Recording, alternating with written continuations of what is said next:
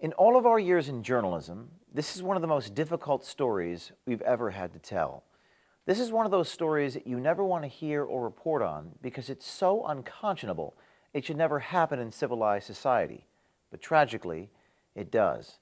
This story involves a man who is currently engaged and living with his fiancée and her 3 young children, and his sexual fantasies about the eldest daughter, who is in her early teens. Now, we don't usually report on someone's private sexual fantasies, and while we were told a crime is yet to be committed, we couldn't take the chance. Our source is very concerned that he might eventually act out on his fantasies, so we verified the information as best we could and took it to the relevant authorities as quickly as possible. Coming on the heels of last week's arrest of CNN producer John Griffin on multiple counts of trying to elicit unlawful sexual activity with minors, the subject of our story is another CNN producer whom had an ongoing relationship with our source for over a decade. When the source came to us, we had some reservations about her history as a former sex worker, which makes her an easy target for anyone who wants to discredit her. But after spending time with her and vetting the photographs, texts, and FaceTime videos she showed us, we felt compelled we had a duty to take action to protect the children who were involved. Sir, I'm done having my mouth on her. I'm going to walk up and put my pouch very close to her face. Slowly unzip my zipper. And as you were getting these text messages, what was going through your mind? I feel disgusting. I feel dirty. My name is Janine Bonanni, and I'm currently a case manager for human trafficking victims as well as domestic violence and sexual assault. I also am the certified recovery specialist for drugs and alcohol in one of our other programs. And tell us your story. What made you come to Project Veritas? This was a hard decision to make. I had to, say something about this girl. I was also a victim when I was 13 years old of sexual assault, and hearing the words that I said just, made me want to reach out and help this girl. What are we looking at here? He sent me a photo of his daughter. It was not pornographic. And I reply, it's your girl's kid, like your girlfriend's kid. He asked me, do you think of her when you're in the shower? A little bit. Tell the truth. I said, no, you just turn me on so much, like not a kid, And then he's talking about her here, saying, what are you going to think about with her? It's killing me in so many ways. And that's when he sent the picture. And that's a blur. We've blurred that image, but what is the image of? It's a child on a boat, just holding on to the railing of the boat with the ocean. And that's his fiance's child. Mm-hmm. Yeah. And he's talking about his fiance's stepdaughter, underage daughter. She was wearing very closely cut bottoms at the pool. You asked for pictures. No, go ahead. Yeah, so I asked him for pictures because this is when it started to get, way more deep, saying things on the bottom screen, like way more deep. And I said to myself, I need to get evidence as much as I can. I see. To help this case. So at this point, it seems like you're eliciting him. That's exactly what I'm doing. So I'm saying, tell me, because I want him to just, dig that hole deeper. Right.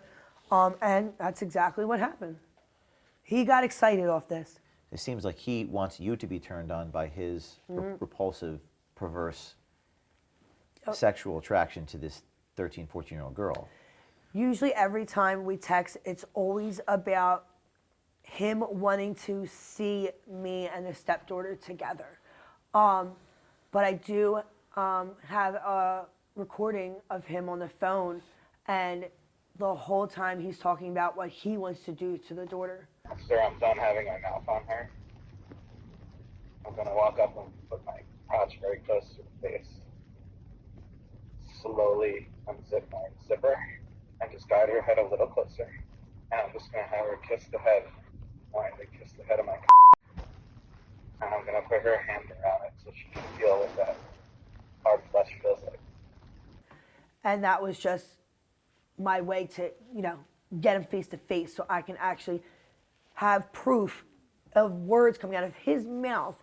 I know you can't see anything on this one, but the other two, you can see his face, him talking explicitly. And you did go to the police. They did not take it serious. They had me in the hallway with my mother. They didn't bring us in a room.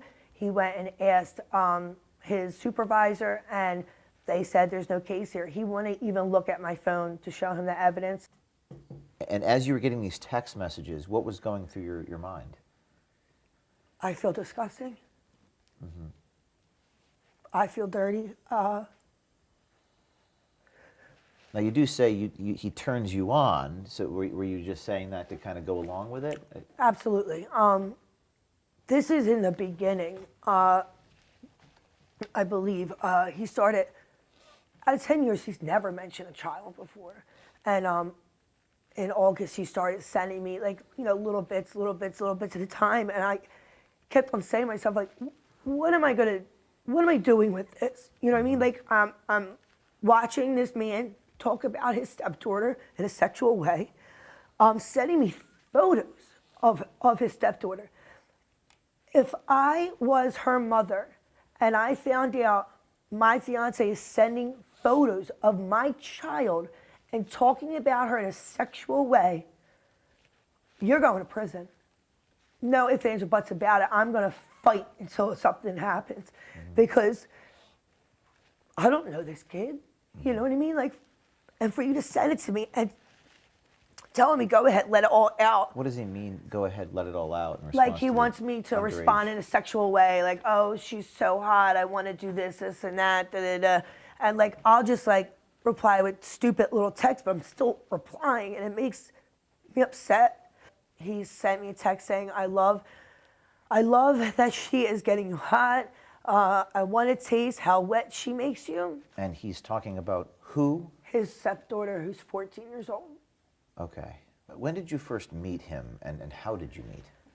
I met him about 10 years ago when I was being trafficked. I was on Backpage, and he called to buy sex from me. And I went to the casino, and that's how everything started.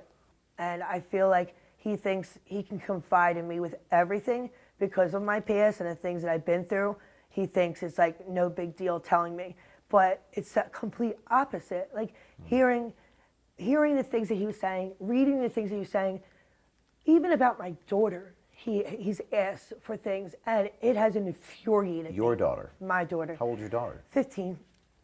He's asked for nudes of mom and daughter several times. He's asked for nude pictures of your 15-year-old daughter? Yep. And then other times you say, oh, she's not old enough for a mom and daughter pics. He always says mom and daughter pics. And I even have him on camera saying that he said that. If he's talking about this girl and he's talking about my daughter, what other things is he doing? I want this girl to be safe. We're looking at a text message. Could you tell us what this means? He said, so I'm not getting mother-daughter nudes for this help. And when he says this help, he sent me money. So he thinks because you sent me money, you're going to get a nude photo of me and my daughter. Are you insane? Like I said, it gradually got bigger and bigger and bigger. I didn't know how to reply or what to do, you know? It started in August. Yeah, and I'm going to be honest, I have a 10-year friendship with this man. You know what I mean? It's not like I just met him, so it's confusing to me. Why would you trust me with this material? And if you're trusting me, who you've only met twice in person, who else are you talking to? What else is happening at home that I don't know about? He talks about how he wants to see her through the crack of the door while she's getting dressed, help her explore her body for the first time, be the first person to be inside of her. So recently, John Griffin at CNN was charged with engaging in unlawful activity towards underage girls. Yep. And you've had conversations with him about this? Yeah, the day the news broke, my mom sent me a link to it. I asked him if he heard about it. He said he didn't, so I sent him the link. And he was talking about John Griffin saying, you know, what a pervert and, you know, a scumbag and all that. Like, how could you do that? And in my head, I'm thinking, you're doing the same thing. You know what I mean? Like, going back to, you know, Jeffrey Epstein with the human trafficking and how, you know, how long it went before it was, you know, actually exposed. And then, you know, you have John Griffin, you know, that's human trafficking also. That mother brought those children there. By coming forward, people are going to put a lot of scrutiny on you. You know, given your profession, it's just people are going to be skeptical. What is your response to people who may not believe you or your motivations? I have been a victim pretty much all my life. I do not want this girl to be a victim of anything. But again, the bottom line is to save this girl. I tried going to the police. It didn't work. I don't know if it's because, you know, my history has tainted it or if it's because of who he is. And that's what makes me mad, is that these people with power seem to get away with things. I'm not a journalist. I'm not a detective.